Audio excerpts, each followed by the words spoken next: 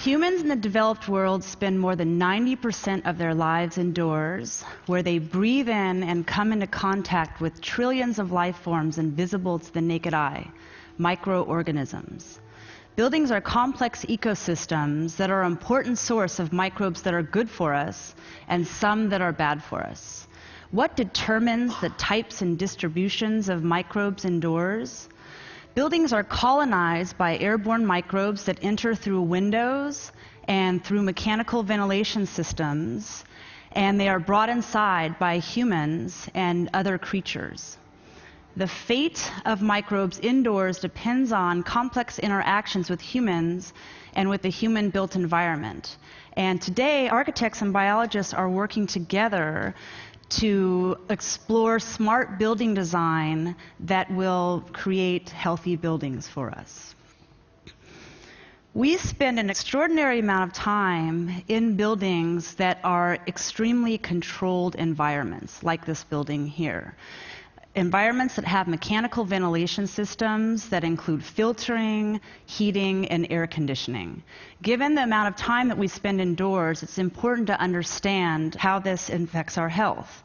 At the Biology and Built Environment Center, we carried out a study in a hospital where we sampled air and pulled the DNA out of microbes in the air, and we looked at 3 different types of rooms. We looked at rooms that were mechanically ventilated, which are the data points in the blue.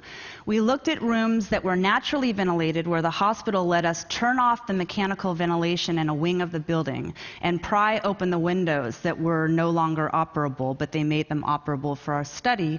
And we also sampled the outdoor air. If you look at the x-axis of this graph, you'll see that what we commonly want to do, which is keeping the outdoors out, we accomplish that with mechanical ventilation. So if you look at the green data points, which is air that's outside, you'll see that there's a large amount of microbial diversity or variety of microbial types. But if you look at the blue data points, which is mechanically ventilated air, it's not as diverse. But being less diverse is not necessarily good for our health.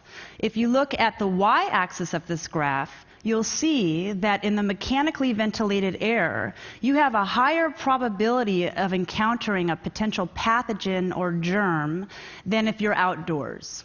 So to understand why this was the case, we took our data and put it into an ordination diagram, which is a statistical map that tells you something about how related the microbial communities are in the different samples. The data points that are closer together have microbial communities that are more similar than data points that are far apart.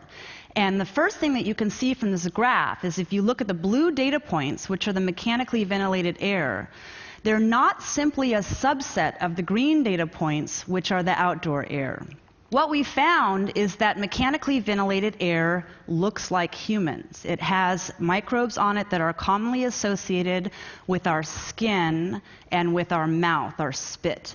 And this is because we are all constantly shedding microbes. So all of you right now are sharing your microbes with one another. And when you're outdoors, that type of air has microbes that are commonly associated with plant leaves and with dirt. Why does this matter? It matters because the healthcare industry is the second most energy-intensive industry in the United States. Hospitals use 2.5 times the amount of energy as office buildings. And the model that we're working with in hospitals and also with many, many different buildings is to keep the outdoors out. And this model may not necessarily be the best for our health. And given the extraordinary amount of nosocomial infections or hospital-acquired infections, this is a clue that it's a good time to reconsider our current practices.